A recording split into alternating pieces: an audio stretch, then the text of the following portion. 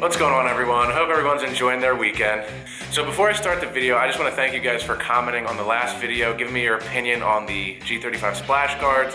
The consensus is to keep them, see how they look in the sunlight, and see how I like them after having them on the car for a little while. So I'm going to install them. I haven't finished the installation yet, so that video will be coming soon, and then I can move on with the rest of the project and finish up the other things. The point of this video is kind of an update and also just to kind of give you an idea of modifying cars, and that sometimes, the stuff that you plan to do or that you want to do really doesn't work out as well as you had planned or thought or hoped.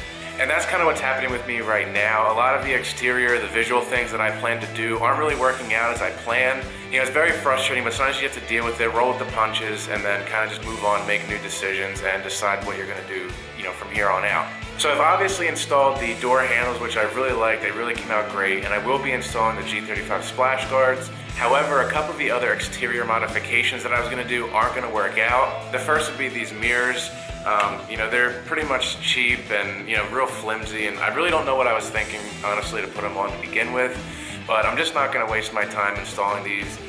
They pretty much are held on by self-tapping screws. A lot of times when you do self-tapping screws into plastic, they can easily be ripped out. And the last thing I want when I'm using the car on the track is for something to fall off, fly off, and cause damage to my car or possibly someone else's. And that brings me to my next point, which is the side splitters. So I have them here. I even customized them a little bit just to make them, personal. But those aren't going to work out either, kind of for a similar reason as the mirrors. The way I was going to attach these was self-tapping screws into the plastic side skirts. I mocked them all up and I threw a couple screws in there.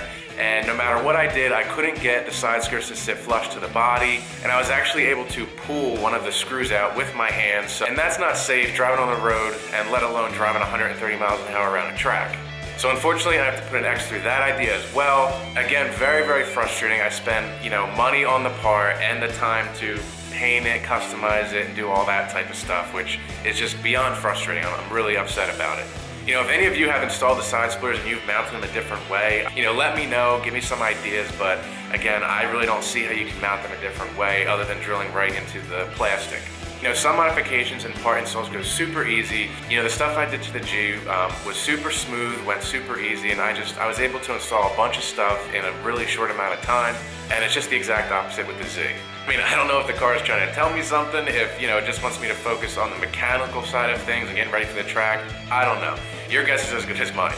But I just wanted to give you some insight that some of the stuff that I may put out on video or that other people may put out on video, we can edit the videos and leave out any of the problems that we want and only show the part being installed, and it looks like it didn't take us any time. But the reality is some stuff is a real pain in the ass and takes forever, or you can't even do it like you plan to. So enough of my complaining. I just want to move on from this and start the next thing on this car so that I can have it ready for the next couple weeks. So like I said, I'll be finishing the install of the splash guards, and you'll see that soon.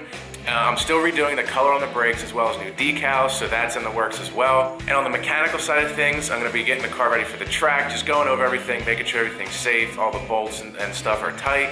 I'll be installing the new differential I have, and I will also be changing out the rear sway bar. I've also been considering other things over the past week or so, and I may order an oil cooler for the car. Obviously with track driving, it increases the temps of everything, and I want to make sure that the car stays safe and that the oil stays nice and cool. So that may be something that is coming down the road as well. And I'm also still weighing my options about a harness bar and harness for the driver's seat. I may wait to do the first track night and see how I like the seat in general and then make a decision about the harness and harness bar, but it's definitely something I want to do soon. So thanks for listening to my rant. I just wanted to give you guys an update on the Z project and just show you that, sometimes the things that you plan don't always work out, and you kind of just have to roll with the punches and then, move on to your next plan and not really get hung up on the problems. Sometimes you just have to take a step back, reevaluate the situation, and then just move forward and move on to the next thing. All right, thanks for watching. I really appreciate it. Leave a comment down below if you have anything to say, have any questions. Please leave a thumbs up if you liked the video. If you're new to the channel, please hit the subscribe button as well as follow me on Instagram to stay up to date on the stuff I'll be posting. Spring is right around the corner. It can't come soon enough. I can't wait to get the car out of this garage, start driving it, and really enjoying it. So thanks everyone for the continued support, and I will see you next time.